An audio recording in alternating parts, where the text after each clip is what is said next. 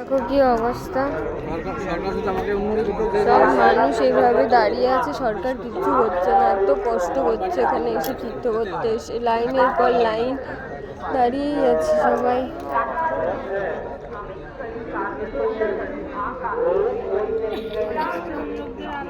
কষ্ট হচ্ছে সবাই, জুতো নেই পায়ে।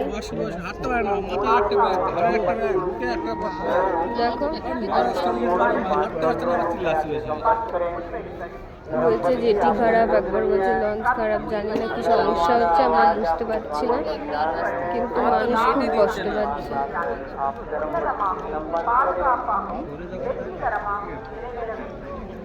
12:30টার থেকে লাইন দিয়ে বাস থেকে নেমে 3:30।